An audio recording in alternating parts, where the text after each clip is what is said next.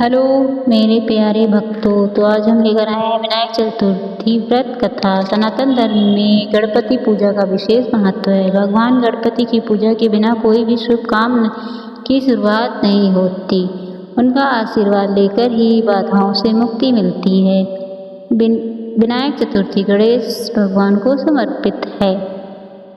और एक बुढ़िया माई थी जो मिट्टी के गणेश जी की पूजा करती थी, लेकिन वो रोज मिट्टी के गणेश बनाए वो रोज गल जाए। एक बार उसके घर के सामने ईंट का मकान बन रहा था। वो मकान बनाने वाले कारीगर से जाकर बोली, मेरे लिए पत्थर का गणेश बना दो। मिस्त्री बोले, जितने में हम तेरा पत्थर का गणेश गढ़ेंगे उतने में हम दीवार ना चिन दें।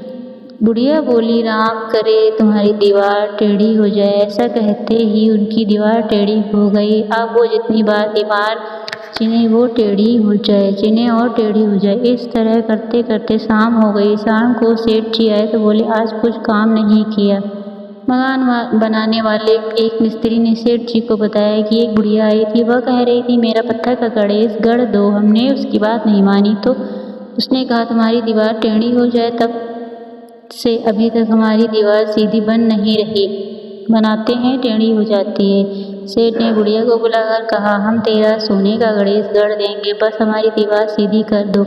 सेठ ने बुढ़िया के लिए सोने का गणेश गढ़ा दिया और सेठ की दीवार सीधी हो गई। विनायक जी जैसे सेठ की दीवार सीधी की सबकी करना।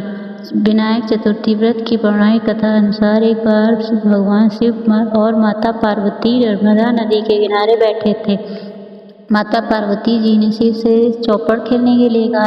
इस खेल में हार जीत का फैसला करने के लिए भगवान शिव ने कुछ तिनके एकत्रित कर उसका एक पुतला बनाकर उसकी प्राण प्रतिष्ठा कर दी। भगवान शिव ने उसे पुतले से कहा कि बेटा, हम चौपड़ खेलना चाहते हैं, इसलिए तुम बताना कि हम दोनों में से कौन हारा और कौन जीता। उसके बाद भगवान शिव और माता पार्वती के बीच खेल प्रारंभ हो गया। यह खेल 3 बार खेला गया। तीनों बार ही माता पार्वती जीत गई। खेल समाप्त होने पर उस बालक से हार जीत का फैसला करने के लिए कहा तो उस बालक ने पार्वती माता की जगह महादेव की विजय बताई। यह सुनकर माता पार्वती क्रोधित हो गई और उन्होंने बालक को लंगड़ा होने और कीचड़ में पड़े रहने का श्राप दिया।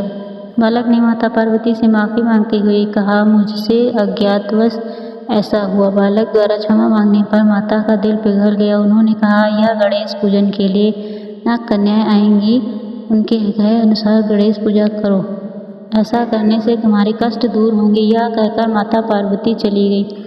1 वर्ष बाद उस स्थान पर नाग कन्याएं आई और नाग कन्याओं से भगवान गणेश के व्रत की विधि जानने के बाद बालक ने 21 लगातार गणेश जी का व्रत किया, जिसके परिणाम स्वरूप गणेश जी प्रसन्न हुए। उन्होंने बालक को मनवांछित फल मांगने के लिए कहा। बालक ने कहा, हे विनायक, मुझे इतनी शक्ति दीजिए मैं अपने पैरों से चलकर कैलाश पर्वत तक पहुंच सकूं। भगवान गणेश ने बालक को वरदान दे दिया। इसके बाद वह बालक कैलाश पर्वत पर पहुंचा और उसने अपनी कथा भगवान शिव को सुनाई। चौपड़ वाले दिन से माता पार्वती शिव से नाराज हो गई थी। देवी को मनाने के लिए भगवान शिव ने बालक के बताए अनुसार 21 दिनों तक गणेश व्रत का किया। इस व्रत के प्रभाव से माता पार्वती की नाराजगी दूर हो गई। वो स्वयं भगवान शिव से मिलने पहुंच गई। तब भगवान शंकर ने माता पार्वती को इस व्रत के बारे में बताया। यह सुनकर माता पार्वती के अपने मन में पुत्र कार्तिकेय से मिलने की इच्छा जागृत हुई। तब माता पार्वती ने भी 21 दिन तक गणेश व्रत किया। व्रत के 21वें दिन कार्तिकेय स्वयं माता पार्वती जी से मिलने चले आए। तभी से ये व्रत समस्त मनोकामनाओं को पूर्ण करने वाला माना जाता है। अगर आपको ये कहानी अच्छी लगी तो मेरे चैनल को लाइक शेयर सब्सक्राइब जरूर करिएगा। धन्यवाद।